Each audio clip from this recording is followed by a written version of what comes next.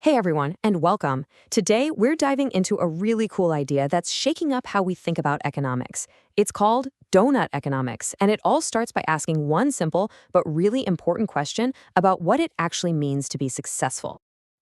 For as long as we can remember, the answer has always been a big, fat yes. We're all taught that the goal is growth, growth, and more growth. But what if that constant chase is actually causing more harm than good? Well, that's the exact question Doughnut Economics isn't afraid to ask. And this right here, this is the core difference.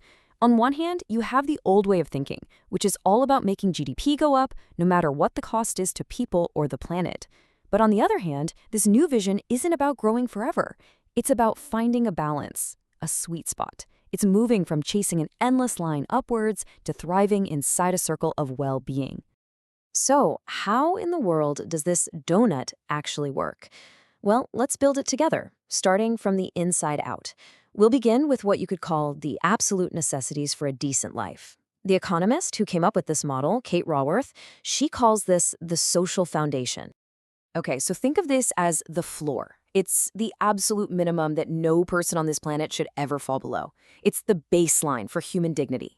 And the goal here is pretty simple, but it's also incredibly ambitious. We have to get every single person out of that hole in the middle of our donut and onto this solid foundation. So, what is this foundation made of? Well, it's all the stuff we know is essential for a good life, right?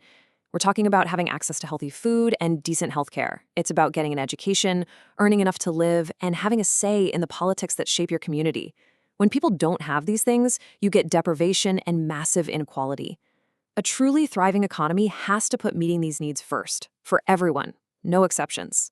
All right, so we've got our social floor, the inner ring of the donut. But what about the roof? Let's talk about the outer edge of the donut.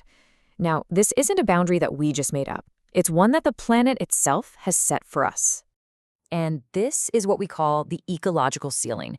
You can think of it like a planetary guardrail. It represents all those critical life support systems we absolutely depend on. Things like a stable climate and clean water. If we push past these limits, we're not just hurting nature. We're literally threatening the stability of our entire global economy. And here's what happens when we go over that edge. Our constant pressure on the planet starts to break these vital systems. When we overshoot these natural boundaries, whether it's by pumping too much carbon into the atmosphere, polluting our water, or wiping out species, we're creating huge, unpredictable risks for ourselves. We're talking about the kinds of global crises that are starting to feel way too familiar. So, let's recap. We have a social floor, which is the inner boundary that no one should fall below. And we have an ecological ceiling, the outer boundary that we must not go beyond. So what does that leave us with? It leaves us with the good part, the goal, the sweet spot for humanity. And there it is. This is the donut. It's that beautiful space between the two boundaries. And it's so much more than a cool picture, right? It's a whole new compass for progress. It tells us that the goal isn't just endless growth. It's about thriving in balance, right here, in this safe and just space. Let's put it all together visually. So, in the hole in the middle, that's our social shortfall. That's where people are being left behind without their basic needs met. Then, outside the donut, that's ecological overshoot. That's where we're putting way too much pressure on the planet. The goal, our mission, is to get every single person out of the hole and back from the edge, so we can all live in that green ring, the donut itself, where people and planet can both thrive.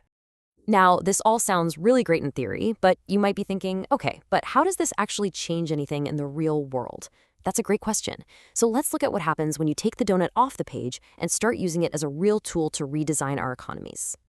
This table really shows what a huge shift this is. In the old model, a business's only goal is to make as much money as possible. In the donut model, a business has a purpose, to actually help solve social and environmental problems. Instead of our take-make-waste economy, we shift to a circular one, where we reduce, reuse, and regenerate. And maybe the biggest change of all, we stop obsessing over GDP and start measuring what really matters. Are we thriving in that safe and just space? And the ripple effects of this are just massive. This isn't just an idea in a textbook. Cities like Amsterdam are actually using the donut right now to shape their policies on everything from housing to food to business. It's sparking all kinds of innovation, pushing companies to be regenerative, which means they actually give back to nature, and distributive, which means they share wealth and opportunity fairly. It's a practical roadmap for building a much better, more resilient future. So as we finish up, I want to leave you this question to think about. No matter what you're studying, whether it's business, engineering, art, public policy, whatever, this framework changes the game. It asks us to think not just about what job we want, but about how our work can contribute to a healthier world. So what kind of future do you want to help build? The donut gives us a new compass to help find our way there.